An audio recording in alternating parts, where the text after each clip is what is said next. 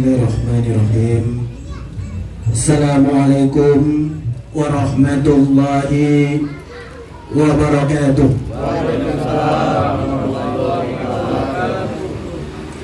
Alhamdulillah, alhamdulillahil wahidil ahadis samad, alladzi lam yalid wa lam yulad wa lam yakul lahu kufuwan ahad.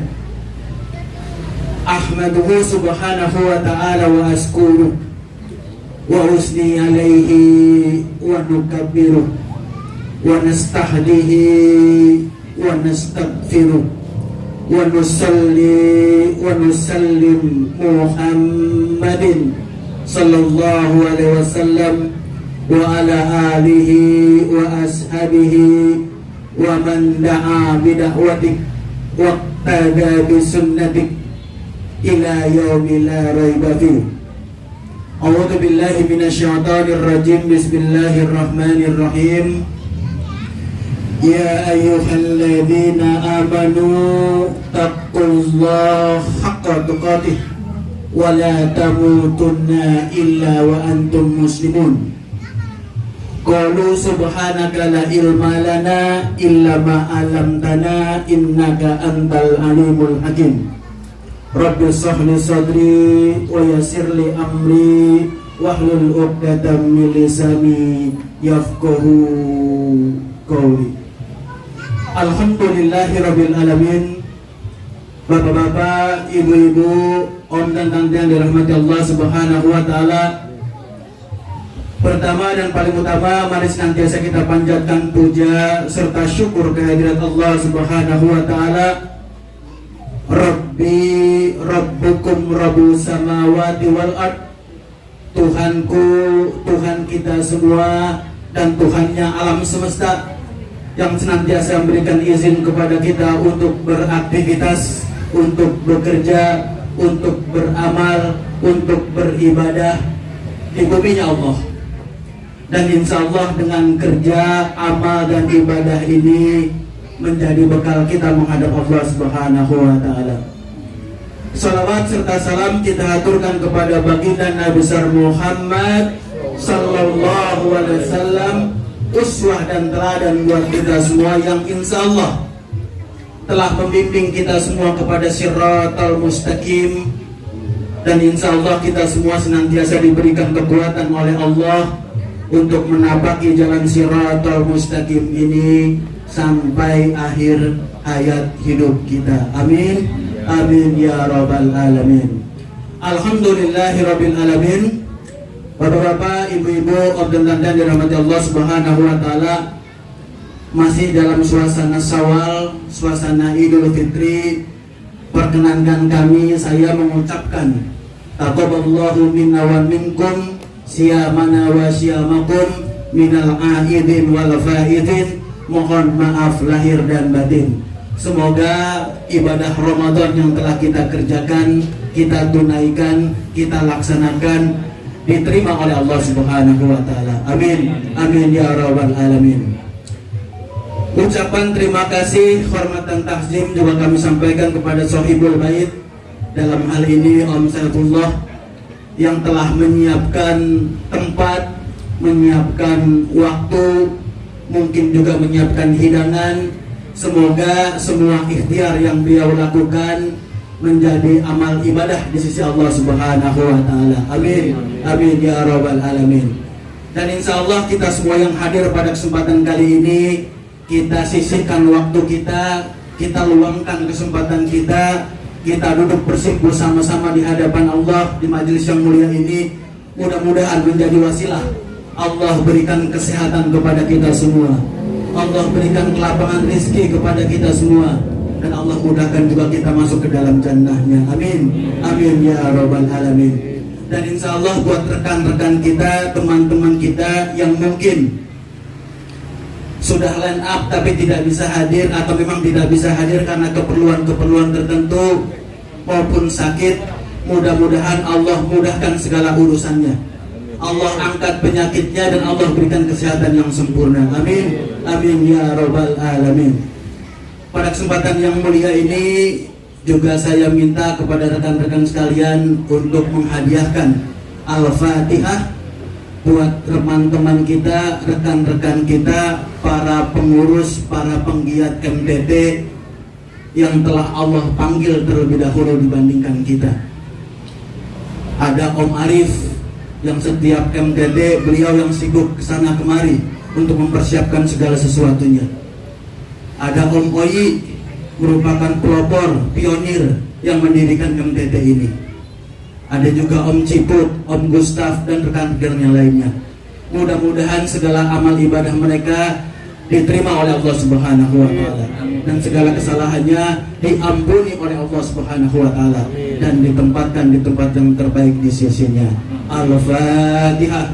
A'udzu billahi minasyaitonir rajim. Bismillahirrahmanirrahim. Alhamdulillahirabbil alamin arrahmanir rahim maliki yaumiddin iyyaka na'budu wa iyyaka nasta'in ihdinas siratal mustaqim siratal ladzina an'amta 'alaihim ghairil maghdubi 'alaihim waladdallin. Amin amin ya rabbal alamin. Alhamdulillahirabbil alamin. Bapak-bapak, ibu-ibu, om dan tante yang dirahmati Allah Subhanahu wa Ta'ala, tidak ada ucapan, tidak ada lafaz yang senantiasa kita sanjungkan, kita lontarkan, kita keluarkan kecuali panjatan puja serta syukur kehadirat Allah Subhanahu wa Ta'ala. Karena kita semua sampai kesempatan hari ini masih diberikan kesehatan, diberikan kelapangan, sehingga bisa bersilaturahim lagi dengan teman-teman, dengan rekan-rekan kita semua. Amin amin ya rabbal alamin. Bapak Ibu tante dirahmati Allah Subhanahu wa Ta'ala, kita hari ini akan sedikit mengkaji terkait dengan masuk surga sekeluarga. Ngomong-ngomong udah pada tahu belum temanya apa hari ini? Masuk surga. Temanya masuk surga sekeluarga. Ini tema yang kayaknya enak didengar, enak untuk diucapkan. Tapi berat nggak dikerjainnya kira-kira? Berat nggak kira-kira Bu? Kalau pengen masuk sekeluarga, ada nggak yang nggak pengen? Ada nggak yang nggak pengen? Semua kita pengen, semua kita ingin, semua kita mau. Tapi ini gampang atau mudah? Gampang atau susah kira-kira? Tergantung. Tema ini menjadi penting buat kita semua karena kebanyakan kita hari ini ketika telah diberikan umur oleh Allah, diberikan usia oleh Allah, kebanyakan kita terfitnah dengan kehidupan dunia. Yang kita kejar, yang kita fokuskan adalah dunia, bukan akhirat. Begitu nggak kira-kira? Kita diberikan usia 50, 40, 60 tahun, kita semua mati-matian mengejar dunia. Dan seringkali kadang-kadang kita lupa kehidupan akhir. Dan ini oleh Allah sudah diberikan sinyalemennya 1400 tahun yang lalu. Kalau kebanyakan manusia, mayoritas manusia memang terfitnah dengan kehidupan dunia. Mereka mengejar dunia, lupa akan akhirat. Mereka fokus kepada dunia, lupa akan akhirat. Di dalam surah Al-Baqarah ayat ke-200 Allah berfirman, A'udzubillahi minasyaitonirrajim, Bismillahirrahmanirrahim. Wa idza qadaytum manasikakum fazkurullaha kadzikrikum aba'akum aw asadda dzikra. Faminan nasi may yaqulu rabbana atina fid dunya wa ma lahu fil akhirati min khalaq. Wa minhum may yaqulu rabbana atina fid dunya hasanah wa fil akhirati hasanah wa qina adzabannar. Kata Allah, banyak nanti manusia ketika diberikan umur oleh Allah, diberikan usia oleh Allah, yang dia kejar, yang dia minta, yang dia inginkan, yang dia targetkan kehidupan dunia, dan dia lupa kehidupan akhirat. Kata Allah, kalau mereka kejar dunia, aku kasih dunia, kata Allah, tapi tidak sedikit pun aku akan kasih kehidupan akhirat. Jadi kalau ada orang mengejar kehidupan dunia, Allah janjikan, aku berikan dunia, tapi tidak sedikit pun aku berikan kehidupan akhirat. Maka Allah perintahkan kepada kita semua melalui Rasulnya, kalau minta sesuatu itu apa? Rabbana atina fid dunya hasanah wa fil akhirati hasanah wa qina adzabannar. Kalau minta kepada Allah itu minta dua kebaikan, kebaikan dunia dan kebaikan akhirat. Maka kalau kita minta dua kebaikan dunia dan akhirat, Allah berikan akhirat buat kita semua. Amin. Padahal sama-sama kita tahu, kalau kita bandingkan, kita komparasi antara dunia dengan akhirat, kenikmatannya, kualitas nikmatnya, nikmat dunia atau akhirat kira-kira? Dunia atau akhirat kira-kira? Bahkan tidak bisa dibandingkan. Bahkan tidak bisa dibandingkan antara dunia dengan akhirat. Coba bayangkan sajalah, waktunya saja kalau di dunia, berapa lama sih kita hidup di dunia? Berapa lama kira-kira? Paling usia kita rata-rata berapa? 60, 70 atau 75 mungkin maksimal.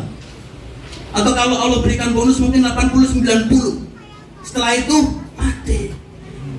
Tapi bagaimana kehidupan akhirat? Abadan, kekal selama-lamanya. Jadi waktunya saja tidak bisa dibandingkan, apalagi kualitas antara dunia dengan akhirat. Maka orang yang berorientasi kepada dunia, dia kejar dunia sedemikian rupa, mati-matian. Dia cari harta, dia cari rezeki, dia kejar dunia. Padahal sebaik-baik harta, sebaik-baik materi dalam kacamata Islam itu 3. Jadi kalau hari ini kita masih mengejar materi, harta, uang, kekayaan, kedudukan, kita terfitnah, kita tersihir. Karena sejatinya harta dalam Islam yang paling tinggi, yang paling mulia 3. Apa 3 itu? Pertama, lisan yang senantiasa berzikir kepada Allah. Jadi kalau kita punya lisan, punya mulut untuk berzikir kepada Allah, itu harta yang besar buat kita. Lalu Allah berikan yang kedua, hati. Dengan hati itu kita bersyukur. Maka itu perhiasan, itu harta yang paling mulia di hadapan Allah. Yang ketiga, harta yang paling mulia di dunia ini adalah apa? Istri yang soleh, yang soleha, yang mengingatkan, membantu suaminya untuk perkara akhirat. Maka kalau masih kita kejar dunia, jabatan, popularitas, bisnis, terfitnah kita. Padahal harta paling mulia dalam Islam itu 3 tadi itu. Lisan yang selalu berzikir, hati yang selalu bersyukur, istri solehah yang membantu urusan akhirat. Kalau kita lihat istri-istri kita, kira-kira sudah jadi perhiasan belum kira-kira buat kita? Sudah belum? Kalau kita kerja, berangkat kerja kita ke kantor, berangkat pagi, terus telepon dari istri kita. Kalau istri kita telepon pagi-pagi ke kita tuh nanya apa kira-kira? Biasanya, halo mas, apa yang ditanya kira biasanya? Apa yang ditanya biasanya? Gas habis katanya. Apalagi biasanya yang tanya? Pulang jam berapa? Pulang jam berapa? Gas udah habis. Apalagi kira-kira? Udah gajian belum? Udah gajian belum? Yang paling sering tuh. Sama uang belanja udah transfer apa belum? Gitu. Yang paling sering itu. Padahal kalau istri yang mengingatkan suami tentang akhirat, ketika dia pagi-pagi telepon, halo mas, apa yang dia tanyakan? Sudah sholat duha belum? Ada yang nanya gitu bu? Pagi-pagi telepon tanya suaminya, udah sholat duha belum? Ada yang nanya gitu bu? Ada nggak pak? Hah? Ada nggak? Ada. Itu kalau ada istri kayak begitu pak, nanyain seperti itu, jangan dikubur kalau belum mati pak. Bangun lagi tadi. Jadi kalau orang mengejar dunia, dia fokus kepada harta, kepada materi. Padahal sebaik-baik harta adalah zikir, syukur, istri yang soleha. Maka ketika bicara masalah keluarga, kita mesti pahami mau dibawa kemana rumah tangga kita. Sudah pahamkah tentang agama? Sudah pahamkah tentang Islam? Karena hanya dengan Islam itulah menghantarkan mereka semua masuk ke dalam jannah. Maka kalau coba kita melihat, sering kadang-kadang saya ditanya dalam pengajian, biasanya pengajian ibu-ibu, apa pertanyaannya? Ustadz, kalau saya meninggal, saya wafat, apa saya bisa ketemu lagi dengan suami saya di surga nanti? Gitu. Tapi nggak pernah dengar tuh pertanyaan ini di pengajian bapak-bapak. Dengarnya dari pengajian ibu-ibu. Kalau saya wafat, suami wafat, bisa nggak ketemu lagi di surga? Begitu pertanyaannya. Tapi nggak pernah dengar dari bapak-bapak. Kenapa kira-kira tuh? Hah? Ini mesti dijawab dengan jujur ya, bapak-bapak aja nih. Kenapa nggak pernah ada pertanyaan seperti itu?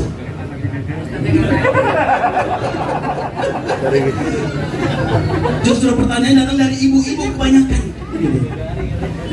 Nah, kembali ke pertanyaan tadi, bisa nggak Ustadz kalau saya meninggal sebagai istri, suami pun meninggal, nanti dipertemukan lagi oleh Allah di surganya nanti? Bisa nggak kira-kira? Bisa nggak Pak? Bisa nggak Bu? Bisa nggak Bu kira-kira Bu? Kita mati, suami kita mati, dipertemukan lagi di surganya Allah. Bisa nggak? Jawabannya bisa, tapi masalahnya aku bapaknya mau ketemu lagi. Mau nggak Pak? Cari gebetan baru di surga. Jadi ketika bicara masalah surga, kita kembali kepada Allah, dipertemukan oleh Allah dalam satu keluarga, mungkin dan sangat mungkin, karena Allah ajarkan seperti itu. Maka kalau coba kita lihat di rumah tangga kita nih, rumah tangga, kalau ibarat rumah, sering kena banjir ya. Entah karena kondisinya memang dekat dengan sungai, atau lokasi rumah itu sangat rendah, sehingga setiap kesempatan tuh rumah kena banjir terus. Maka tidak ada solusi buat kita untuk pindah rumah kita. Begitupun keluarga. Kalau keluarga untuk bervisikan kepada akhirat, kepada surga, tidak bisa, maka kita pun harus menghijrahkan diri, pindah visi kita, pindah misi kita untuk mengejar akhirat. Karena ini perkara penting buat kita semua. Salah visi kita, salah misi kita, salah juga tujuan kita. Maka keluarga kita mesti diarahkan punya visi dan misi yang sama. Dan misi tidak lain mengejar akhirat, mengejar surga, masuk surga sekeluarga. Maka kalau coba kita melihat, sejatinya Allah sudah memberikan informasi kepada kita. Semua umat Islam, semua umatnya Muhammad akan masuk ke dalam jannah. Kata Rasulullah, kullu ummatin dakhalal jannah illa man aba. Semua umatku, kata Rasulullah, akan masuk ke dalam surga illa man aba, kecuali yang enggan. Lalu sahabat bertanya, wa man aba ya Rasulullah? Siapa yang enggan itu ya Rasulullah? Lalu Rasul mengatakan, sesungguhnya orang yang taat mengikuti aku, itibak mengikuti aku, mencontoh sunnah-sunnahku, dialah yang akan masuk ke dalam surga. Tapi yang mengingkari sunnah-sunnahku, meninggalkan aku, tidak taat kepada aku, dialah yang enggan masuk ke dalam surga. Jadi ketika bicara masalah sunnah Rasulullah menjadikan tolak ukur buat kita semua. Bisa nggak kita dimasukkan oleh Allah ke dalam jannah bersama dengan keluarga kita? Tergantung kita mengikuti, ittiba, berkutuah, atau mencontoh sunnah Rasulullah atau tidak. Jadi mulai pelajari bagaimana sunnah Rasulullah, bagaimana kita bisa mengikuti beliau, bagaimana kita taat kepada beliau dengan cara mengikuti sunnahnya. Rasul itu kalau dalam rumah tangga, setiap kesempatan, setiap waktu, dia bekerja sedemikian gigih untuk mencari nafkah, untuk mencari rezeki, untuk mencari materi, untuk menafkahi keluarganya, anak dan istrinya. Rasul ketika berikhtiar, ketika berusaha sungguh-sungguh sedemikian rupa. Maka kalau kita melihat sunnahnya, Rasul itu kaya atau miskin kira-kira? Kalau melihat sunnahnya, Rasul itu kaya atau miskin? Kaya atau miskin, Pak? Kaya. Rasul ketika wafat tidak meninggalkan satu dirham pun kepada anak istrinya, kepada cucunya Hasan dan Husain. Bahkan ketika diwafatkan oleh Allah, baju perangnya masih tergadaikan kepada orang Yahudi. Untuk apa? Ditukar dengan segantang kurma untuk kehidupan sehari-hari. Lalu Rasul itu kaya atau miskin kira-kira? Kaya atau miskin kira-kira, Pak? Kaya atau miskin Rasulullah? Ini kita mau coba pelajari sunnah Rasulullah nih. Dalam rumah tangga tuh Rasul orang kaya, orang miskin? Kaya atau miskin? Kaya atau miskin, Bu? Jadi bingung ya, tadi bilang kaya sekarang miskin. Kaya atau miskin? Di segmen yang lain disebutkan Rasul ketika menikahi Khadijah, berapa maharnya? Ternyata maharnya itu 20 ekor unta terbaik ditambah dengan 73 uqiyah emas. Kalau dikonversi ke rupiah kita kira-kira, kalau dulu unta terbaik itu kayak kendaraan lah kira-kira lah, atau nggak usah kendaraan lah, samakan dengan sapi atau kerbau terbaik lah. Berapa sekarang yang paling bagus sapi buat kurban itu? Berapa? Yang paling umum? 30. Yang limusin sampai 100-an ya. Kita ambil tengah-tengahnya saja lah, yang 50 juta aja lah. 50 juta dikali dengan 20 ekor. Berapa? Berapa? 1 miliar. 1 meter. Belum ditambah 73 uqiyah emas. Itu kalau dikonversi kepada rupiah kita lebih dari 1,5 miliar rupiah. Mahar Rasulullah ketika menikahi Khadijah. Kalau kita dulu waktu nikah, berapa mahar kita? Masih ada ingat? Seperangkat alat sholat. Ala kadarnya. Seperangkat alat sholat, tunai nggak Pak? Tunai nggak? Masih nggak tunai juga.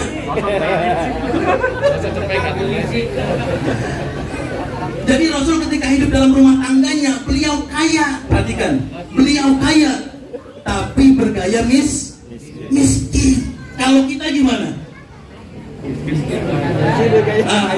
Bukan saya yang bilang ya. Rasul kaya bergaya miskin. Kalau kita gimana? Kebanyakan kebalikan. Miskin gayanya kan? Kaya. Disitulah bedanya. Maka ketika bicara masuk surga keluarga, pastikan kita taat, tunduk, patuh, mengikuti sunnah Rasulullah. Karena Rasul itu dihadirkan oleh Allah, tidak ada tujuan lain untuk dicontoh, untuk diikuti. Bahkan kalau kita melihat sejatinya kita sebagai manusia, kampung halaman kita sejati itu bukan dunia. Sejatinya kita ini semua adalah penduduk surga. Tapi karena kakek buyut kita dulu berdosa, Allah turunkan ke dunia. Dunia tempat sementara untuk kita berjuang mengumpulkan bekal agar nantinya kembali ke kampung halaman kita yang namanya surga. Jadi sejatinya kita nggak aneh dengan surga karena itu tempat kita. Cuman ketika manusia dihidupkan di dunia, diberikan umur, diberikan usia, diberikan waktu, lupa, terfitnah, tersibuk dengan kehidupan dunia, dia lupa akan kembali ke kampung akhirat. Maka ketika bicara masalah masuk surga keluarga, bersama-sama dengan keluarga, ini harus jadi prioritas buat kita semua. Harus jadi jadi target buat kita. Kita mau ngejar apa lagi di dunia sekarang? Ngejar kekayaan, ngejar materi, ngejar rumah, ngejar kendaraan, kita sudah punya. Kita diberikan anak, diberikan istri. Lalu apa target kita berikutnya? Tidak ada lain menjadikan semua anggota keluarga kita masuk surga bersama-sama. Adakah ayat Al-Quran yang memberikan informasi kepada kita bagaimana mungkin atau mungkinkah kita bisa masuk ke dalam surga bersama keluarga? Ada beberapa ayat yang Allah ajarkan kepada kita, informasikan kepada kita, di mana memungkinkan orang-orang beriman, orang-orang Islam akan masuk ke dalam surga bersama-sama dengan keluarganya. Di dalam surat Al-Zukhruf surat 43 ayat 70, Allah berfirman. Ayatnya pendek, ayatnya sederhana, tapi buat pengajaran buat kita semua, mungkin kita akan bisa masuk ke dalam surga bersama keluarga. Bagaimana ayatnya? Udkhulu jannatan antum wa azwajukum tuhbarun.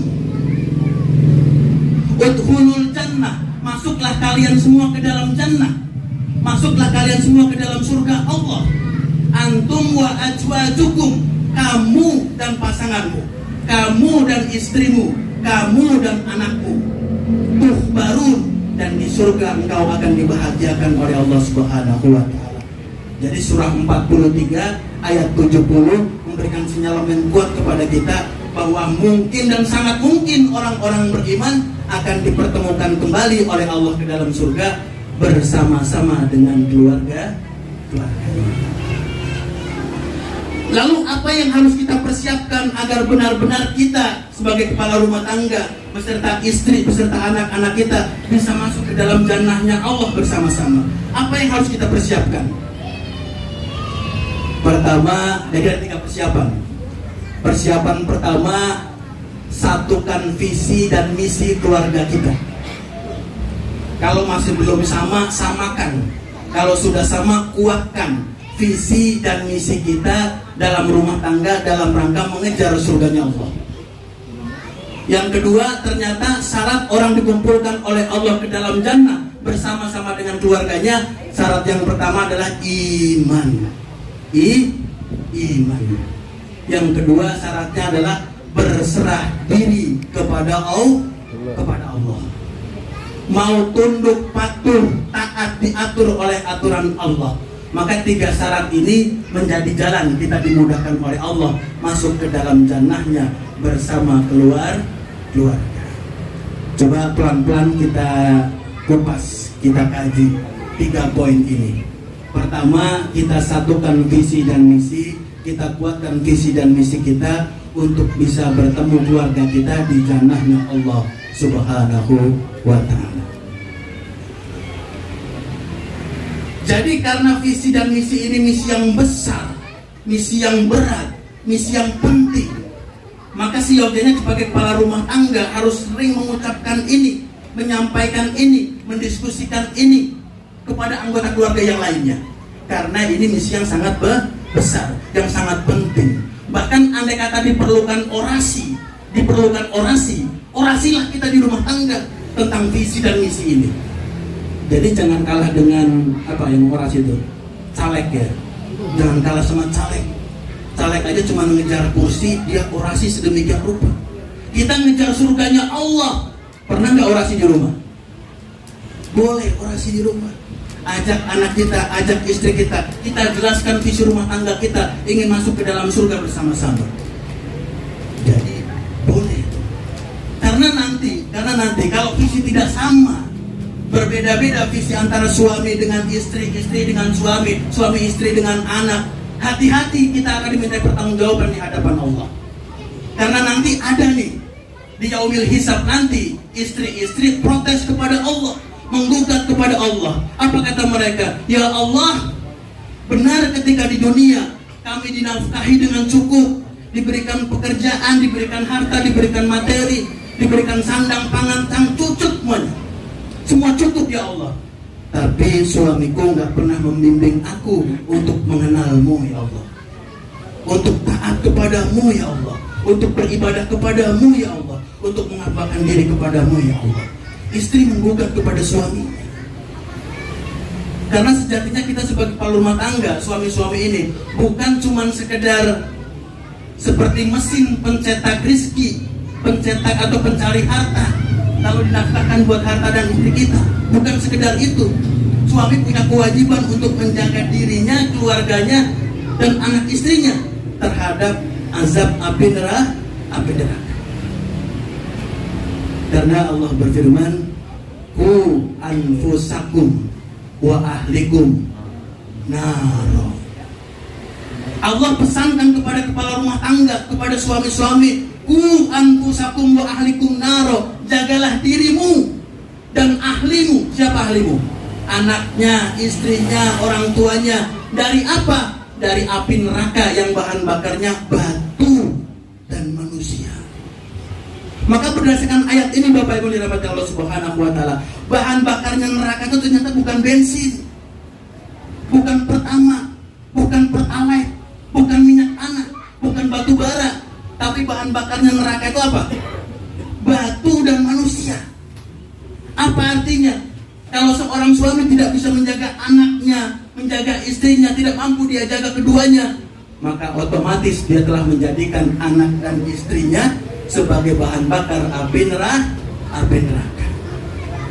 Maka berat menjadi suami, berat menjadi kepala rumah tangga, karena kewajibannya menjaga dirinya dan ahlinya dari api neraka yang bahan bakarnya batu dan manusia. Maka harus mulai ditata kembali. Kita sebagai kepala rumah tangga, sebagai suami, sudahkah kita menjalankan fungsi-fungsi itu? Sudah menjalankan tugas-tugas itu? Karena kalau belum, berat perhitungan di sisi Allah, berat hisab di sisi Allah. Karena Allah itu wallahu sari'ul hisab, maha berat perhitungannya, maha cepat perhitungannya, maha akurat perhitungannya. Jadi mumpung kita masih diberikan usia, diberikan umur, diberikan kesempatan, tata lagi kehidupan rumah tangga kita agar kita bisa jaga mereka semua dari bati api neraka. Karena kalau suami tidak bisa menjaga mereka, maka berat perhitungan di sisi Allah Subhanahu wa Ta'ala. Disebutkan dalam satu hadis itu, nanti akan ada satu zaman ketika yaumul hisab nanti itu, ada 7 kelompok manusia yang tidak dipandang oleh Allah. Jadi kalau Allah melihat orang ini berpaling, Allah nggak mau lihat. Kalau Allah bertemu dengan orang ini, nggak mau bicara Allah dengan orang ini. Siapa mereka? Di antaranya adalah satu orang ini namanya Dayus. Ada yang tahu Dayus? Dayus. Ada yang tahu Dayus? Bukan Dayus. Kalau Dayus yang Pajak. masalah pajak ya. Ini Dayus. Dayus itu laki-laki, seorang suami, kepala rumah tangga yang telah hilang rasa cemburunya terhadap istrinya dan anak perempuannya. Maksudnya bagaimana? Dia nggak pernah cemburu kalau istrinya keluar rumah tanpa hijab, tanpa kerudung, tanpa mukena, nggak pernah ada cemburuan. Juga nggak pernah cemburu, nggak pernah takut kalau anaknya perempuan keluar rumah dengan laki-laki lain. Ini yang disebut dengan Dayus. Jadi Dayus itu Allah tidak pandang, Allah tidak mau bicara. Bahkan di hadis yang lain begitu tegas Rasul mengajarkan kepada kita, layat kholal jannah Dayus, tidak akan pernah masuk ke dalam jannah Dayus, laki-laki yang tidak punya rasa cemburu terhadap istrinya dan anak perempuannya. Maka bicara masalah visi dan misi ini penting buat kita semua, untuk terus kita ingat, kita perhatikan agar semua anggota rumah tangga kita punya visi dan misi yang sama. Rasulullah SAW pernah mensidangkan istri-istrinya, pernah mengumpulkan istri-istrinya. Istri Rasul ada berapa, Pak? Ada berapa? Cepet ya, Om Cueng ya. Berarti sejarah bagus beliau nih, sirahnya bagus beliau. Jadi istri Rasul itu benar ada 9 orang. Satu masa pernah terindikasi ada perbedaan visi antara Rasulullah dengan istri-istrinya.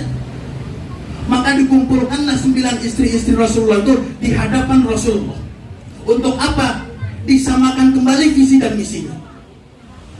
Lalu Rasul bertanya, dan nanti ini bisa dibuka dalam surat Al-Ahzab, ayat 28-29. Ini peristiwa menceritakan bagaimana Rasul mensinkronkan, menyamakan visi antara dirinya dengan istri-istrinya. Di surah itu disebutkan, kata Rasulullah, kalau kalian menginginkan dunia beserta perhiasan-perhiasannya, kemarilah kalian semua, kata Rasulullah. Jadi dikumpul untuk istrinya 9 orang, ditanya oleh Rasulullah, kalau kalian semua menginginkan dunia beserta perhiasannya, kemari kalian semua. Aku akan berikan dunia kepada kalian, aku akan berikan harta kepada kalian, aku akan berikan pesangon kepada kalian, tapi kita berpisah gitu. Tapi kalau kalian semua menginginkan Allah dan Rasulnya, maka Allah akan melipat gandakan ganjaran pahala buat kalian semua. Jadi sempat udah mulai ada indikasi istrinya lebih condong kepada kehidupan dunia. Lalu dikumpulkan oleh Rasulullah untuk menyatukan visi kembali agar visinya tetap sama. Jadi pertama yang penting buat kita semua, samakan visi dan misi untuk bertemu kita bersama-sama di surganya Allah. Yang kedua, syarat dan kriteria untuk bisa dimasukkan ke dalam jannah bersama keluarga. Syarat yang kedua apa tadi? Iman. Tadi surah 34, surah 43 ayat 70. Maka dijelaskan di surah yang sama ayat sebelumnya, ayat 69. Siapa sih orang dipertemukan oleh Allah di dalam jannah bersama dengan keluarganya? Di ayat 69 dijelaskan, alladzina amanu bi ayatina wa kunu muslimin. Siapa mereka? Orang yang beriman. Jadi yang pertama adalah orang yang beriman. Beriman kepada Allah, beriman kepada ayat-ayat Allah. Jadi nanti Pak, di yaumil kiamah nanti itu manusia serusak-rusaknya manusia, seburuk-buruknya manusia, kalau nanti masih ada sezarroh saja, secuil saja keimanan dalam dirinya, Allah akan angkat dari neraka, lalu diceburkan ke telaga kehidupan, dimasukkan ke dalam surganya Allah. Walau hanya secuil keimanan yang tersisa dalam hatinya. Maka iman menentukan seorang akan masuk surga atau tidak, tergantung imannya. Dan orang kalau sudah dipertemukan oleh Allah di surga, walaupun ya, nanti mungkin suaminya karena dia taat, dia soleh, kedudukannya lebih tinggi. Mungkin kalau kita sebut ada lantai 1, lantai 2, lantai 3, karena dia soleh dan di lantai 3. Tapi anaknya mungkin karena amalnya kurang, istrinya kurang, ada di lantai 1. Maka atas kesolehan suaminya, Allah berikan kemurahan, bisa dipertemukan oleh Allah dalam tempat yang sama. Bagaimana caranya? Caranya bukan anaknya dinaikkan 1 tingkat, suaminya diturunkan 1 tingkat, lalu ketemu di tingkat yang kedua. Bukan. Karena kemurahan Allah, tidak dikurangi sedikit pun kebaikan suaminya, tapi yang diangkat adalah anaknya. Anaknya ditempatkan oleh Allah di tempat yang ketiga, bertemu lagi dengan ayahnya, bertemu lagi dengan suaminya. Itu kalau kita dipertemukan oleh Allah di surganya nanti. Jadi ketika bicara masalah syarat yang kedua adalah iman.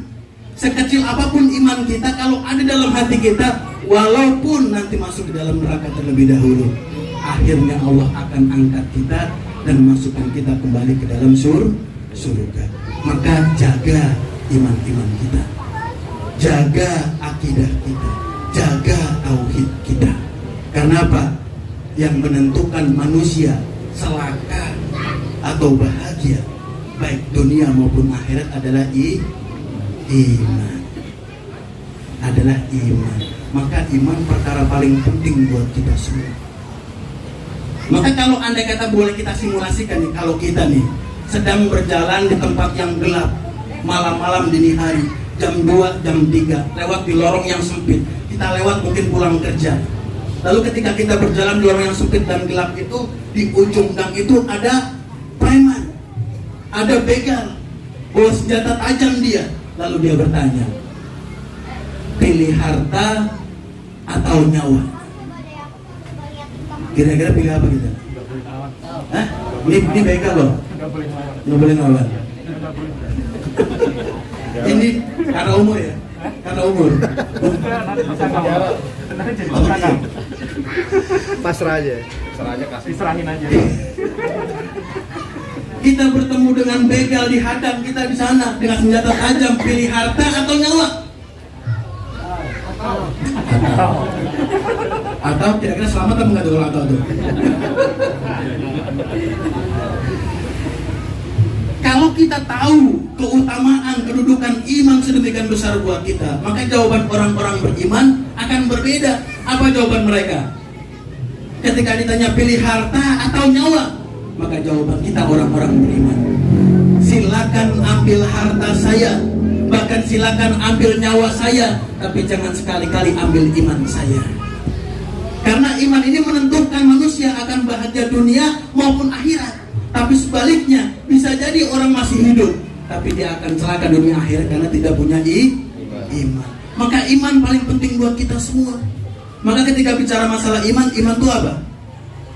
Tasdiqu bi qabri, ikrar bil lisan, jawari bi amal.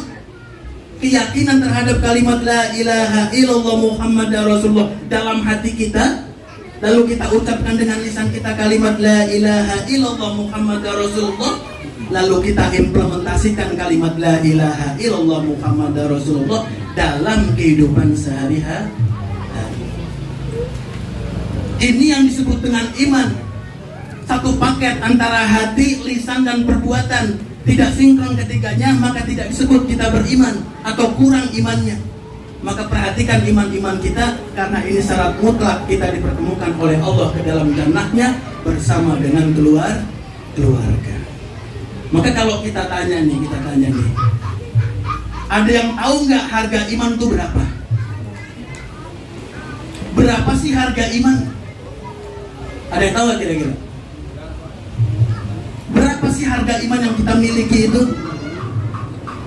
Gampang nggak jawabnya kira-kira?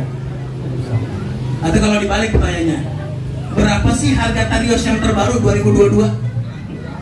Gampang itu? Gampang. Atau berapa sih harga handphone iPhone terbaru, versi terbaru? Walaupun kita nggak tahu, masih bisa di searching di Google. Iya, ketahuan juga tuh harganya berapa. Tapi ada yang tahu nggak harga iman? Ada yang tahu nggak? Nah, disitulah fitnahnya, karena kita nggak tahu harganya, maka salah juga kita manage-nya. Kalau kita tahu nih baju kita harganya cuma 50 per potong, kadang-kadang kalau kotor-kotor dikit, rusak-rusak dikit, udahlah nanti ganti beli baju baru. Karena kita tahu harganya 50.000. Tapi kalau andai kata kita punya baju satu setel harganya 2,5 juta, kecipratan kotoran sedikit, sobek dia sedikit, beda nggak penanganannya? Beda. Karena kita tahu harganya. Begitupun iman. Kenapa sekarang kita terfitnah? Karena kita rata-rata nggak tahu berapa harga iman itu. Dan kalau boleh jujur, di antara makhluk-makhluk Allah, antara manusia, malaikat, setan, yang paling tahu harga iman itu siapa kira-kira? Yang tahu harga iman, manusia, malaikat, atau setan kira-kira? Siapa kira-kira? Ternyata setan lebih tahu harga iman. Tadi siapa jawab tadi? Jawab setan. Siapa yang jawab tadi? Jawab setan. Jadi ternyata terkait dengan keimanan, yang lebih paham, yang lebih ngerti tentang iman tuh setan. Apa buktinya? Coba perhatikan. Kalau malam-malam, dini hari, kita sudah letih, kita mau tidur di rumah, kita tutup pintu rumah kita, tutup jendela kita, lampu kita matiin, terus kita mulai tidur. Jam 2, jam 3. Terus setan datang tuh ke rumah kita, perlahan-lahan dia masuk ke dalam rumah kita. Kira-kira nih, yang dicuri oleh setan apa kira-kira? Pas dia masuk ke rumah kita. Ketika dia masuk ke rumah kita, yang dicuri oleh setan apa? Handphone? Ada nggak setan curi handphone? TV? Laptop? Gak butuh dia mah. Kalau itu mah kita. Kalau kita masuk ke rumah orang, yang kita incar itu handphone, laptop yang gampang dijual. Tapi setan ketika masuk ke rumah kita, yang diincar, yang dicari apa? Iman kita. Penghuni. Diambil, dicuri, diganggu, diterjerumuskan iman kita agar apa? Kita menjadi temannya penghuni neraka. Jadi ketika bicara masalah iman tuh hati-hati, ini perkara penting buat kita semua. Jaga iman-iman kita agar kita tetap dipertemukan oleh Allah di dalam jannahnya bersama dengan keluarga. Siapa sih orang yang beriman itu? Atau kita udah beriman belum kira-kira? Udah beriman belum kira-kira kita? Sudah cukup beriman belum kira-kira kita? Ternyata Allah memberikan pengajaran kepada kita, sejatinya orang beriman itu dijelaskan dalam surah Al-Hujurat ayat 15. Surah 49 ayat 15. Bagaimana bunyinya? Bagaimana informasinya? Bagaimana karakteristik orang beriman itu? Kata Allah, innamal mu'minuna alladzina amanu billahi war rasul summa lam yartabu. Sesungguhnya orang beriman itu tidak lain, tidak bukan, hanyalah orang-orang yang beriman kepada Allah dan Rasulnya summa summa lam yartabu, tanpa sedikit pun keraguan. Jadi ciri orang beriman itu kalau sudah taat kepada Allah, taat kepada Rasulnya, tidak ada reserve, tidak ada pikir-pikir, tidak ada tunda-tunda. Kalau ini dari Allah dan Rasulnya, summa lam yartabu, tanpa sedikit pun keraguan. Atau sami'na wa ata'na, kami dengar, kami tunaikan. Itu yang disebut dengan ciri orang yang beriman. Jadi orang beriman itu kalau sudah taat kepada Allah dan Rasulnya tanpa ragu-ragu. Kita udah begitu belum kira-kira iman kita tuh? Kalau sudah ada informasi dari Allah, dari Rasulnya, kita udah gak mikir-mikir lagi. Sami'na wa ata'na. Udah begitu belum kira-kira Bang? Udah begitu belum Om? Kira-kira Om? Insya Allah. Coba kalau kita tes misalnya nih, kita sudah begitu belum terhadap perintah Allah? Sudah sami'na wa ata'na atau belum? Kalau kita sedang duduk dalam majelis seperti ini, terus dikasih air minum di gelas, ya, air minum di gelas. Terus atas izin Allah, di gelas kita tuh ada lalat, di pinggir gelas kita ada lalat. Atas izin Allah pula itu lalat kecebur tuh ke minuman kita, cemplung gitu. Apa yang harus kita lakukan? Pertama, buang lalatnya, buang airnya, ganti air yang baru. Orang di Karawang banyak air, ya kan? Ganti yang baru. Atau yang kedua, buang lalatnya, lalu minum airnya. Atau yang ketiga, celupin lalat sampai ke dasar gelas kita, lalu minum airnya. Kita pilih yang pertama, kedua, atau ketiga kira-kira? Tiga. Pertama, kedua, atau ketiga kira-kira? Tiga. Jadi buang lalatnya, buang airnya yang pertama. Yang kedua, buang lalatnya aja, airnya diminum. Yang ketiga, lalatnya diceburin ke dasar gelas kita, lalu diminum airnya. 1, 2, atau 3? 3. 1, 2, atau 3? 3.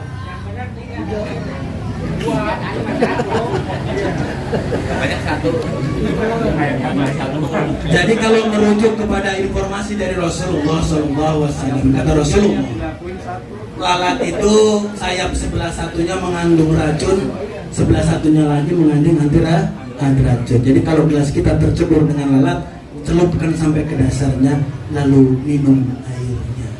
Gitu kata Rasulullah. Mampu nggak jalanin kira-kira? Mampu nggak kira-kira? Hah? Mampu nggak kira-kira? Celupin, berani nggak? Minum lagi.